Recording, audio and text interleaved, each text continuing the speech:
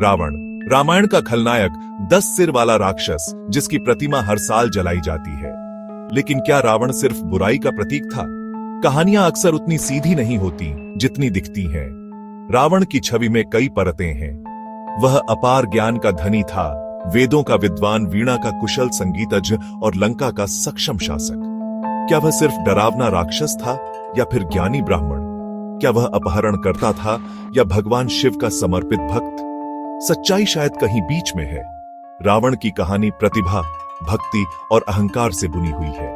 हमें सतह से आगे देखना होगा ताकि हम रावण के जटिल व्यक्तित्व को समझ सकें। चलिए मिथक के पीछे छुपे इंसान को जानने की कोशिश करें।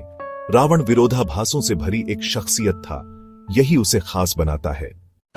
रावण का जन्म 2 दुनियाओं के मेल से हुआ। पिता महर्षि विश्रवा, महान ब्राह्मण, मां कैकसी, राक्षसी राजकुमारी। इस विरासत ने उसे ज्ञान और शक्ति दोनों दी। बचपन से ही उसमें सीखने की तीव्र भूख थी। उसने 4 वेदों और 6 शास्त्रों का गहन अध्ययन किया और कई कलाओं में निपुणता हासिल की।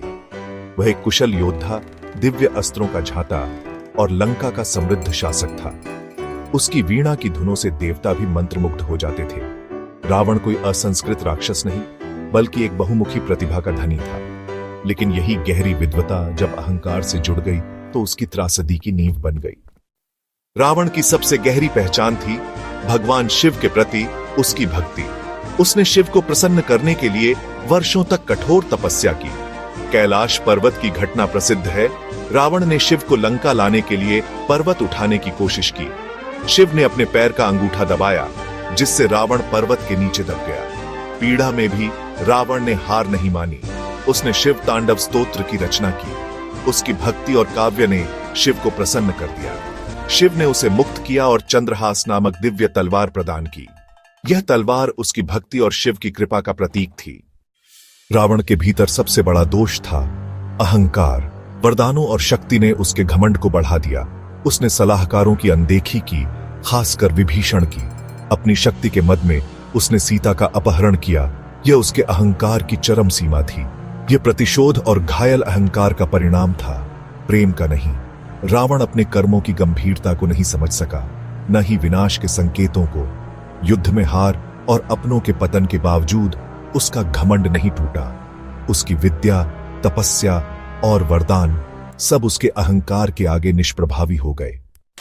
राम और रावण का युद्ध सिर्फ 2 राजाओं की लड़ाई नहीं, बल्कि धर्म और अधर्म का संघर्ष था।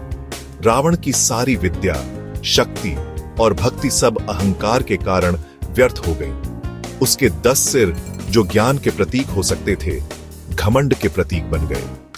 चंद्रहास तलवार भी उसे नहीं बचा सकी, क्योंकि उसने धर्म का मार्ग छोड़ दिया था। रावण की कहानी सिखाती है, ज्ञान, शक्ति और भक्ति विनम्रता के बिना अधूरी है। सच्ची भक्ति करुणा, धर्म और विनम्रता में है, न कि केवल अनुष्ठानों में। हमें अपने अहंकार को पहचानना और नियंत्रित करना चाहिए। रावण की त्रासदी हमें याद दिलाती है, विनम्रता और धर्म ही सच्ची शक्ति है।